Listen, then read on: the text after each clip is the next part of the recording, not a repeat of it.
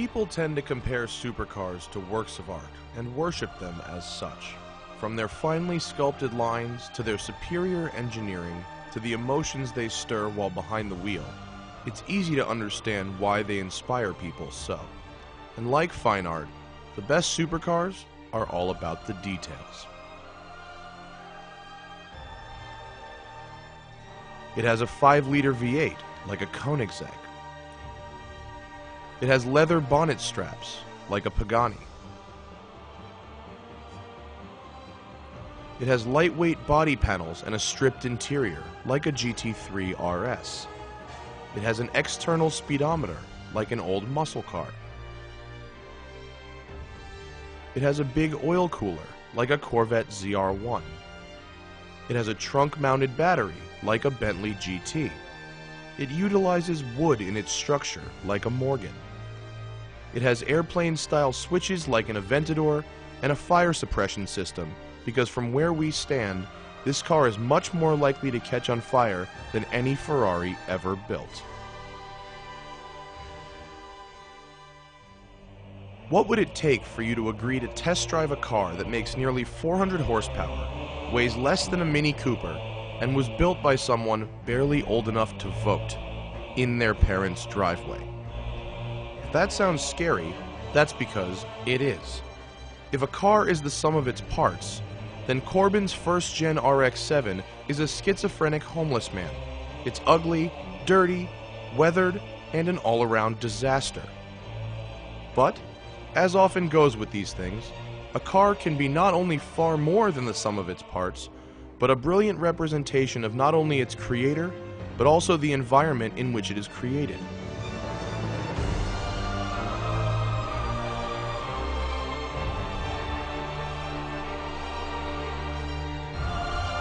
And now it's time we meet this monster's creator, Corbin.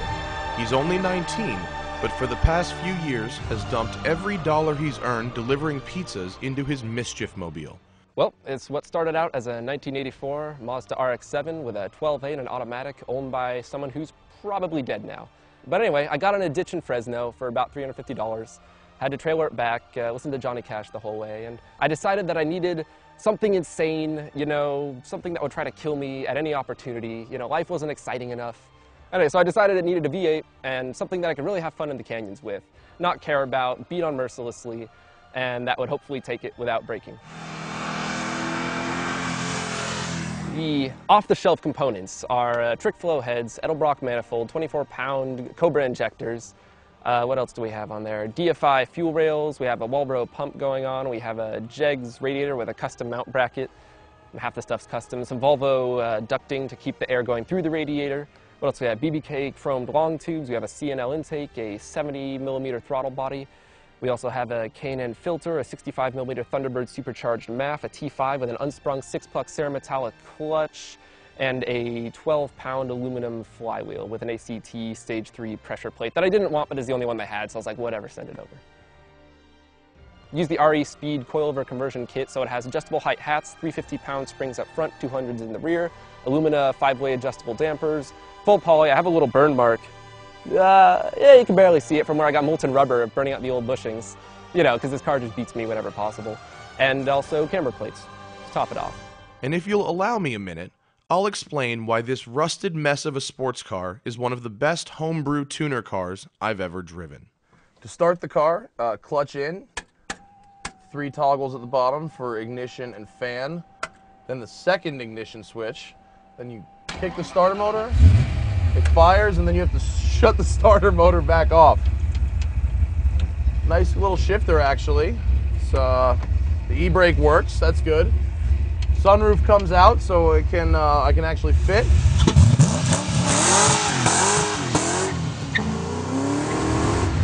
Sounds like a 5-liter Mustang.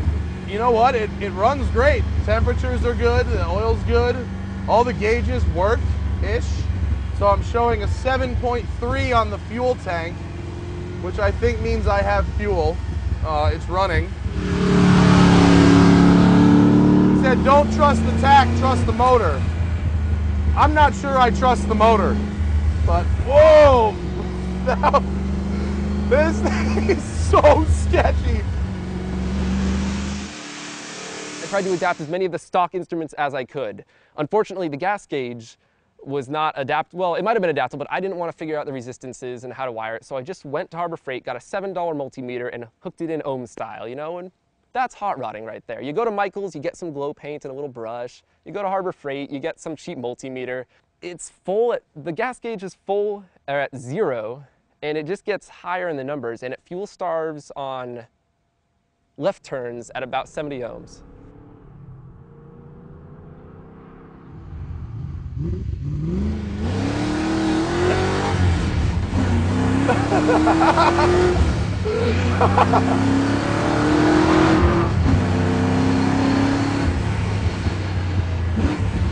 Well, this thing's a piece of crap, but it's a fast piece of crap. It's a hot rod, and to get philosophical for a brief moment, what makes a hot rod? It has to have rebellion, in my opinion. And so there we have an offensive statement. And we also have free candy, which is, the cops don't like that one very much. And we also have Pedo Bear and a troll face. Basically, I didn't think it was making people angry enough. You know, you gotta troll on people with your car sometimes, and I think this has done a superb job now that I have jokes all over the thing.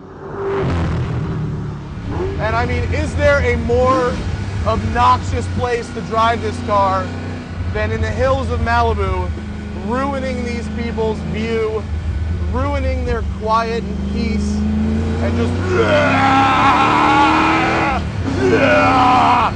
with the ugliest, ricketiest, most obnoxious, best car ever.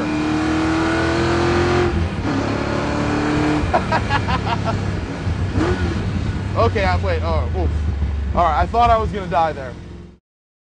Imagine for a moment that you're in a prison during a prison break. Now this is going to be chaotic, but now imagine all the prisoners are on PCP, and they all have knives, and it's almost that bad. It's not quite there. It's like the prisoners without the knives, you know? You go in, you're driving it, you turn, and it may understeer and you might die, it may oversteer and you might die, or you may be a total badass and get around the corner.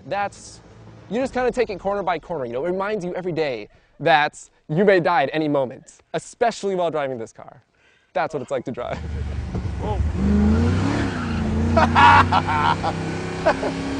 Something about this car makes you want to be just a total dick. I mean, like, what I love about Corbin is that with this build, 0 f***s are given. 0 f***s are given to the paint. You know, it's all a big joke. The whole car exists only for laughs.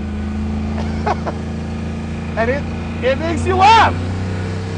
I mean, whether you're driving it, whether you just see him drive by, whether he cuts a corner sideways at a zillion miles an hour,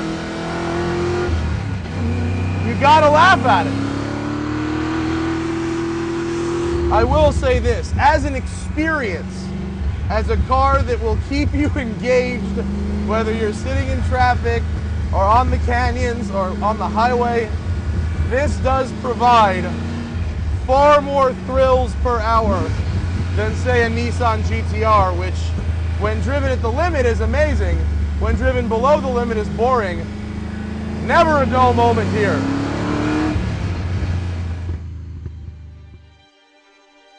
While yes, this car terrified me on camera, not for lack of capability, rather for the potentially dire consequences of an otherwise small accident, something happened over the course of our drive.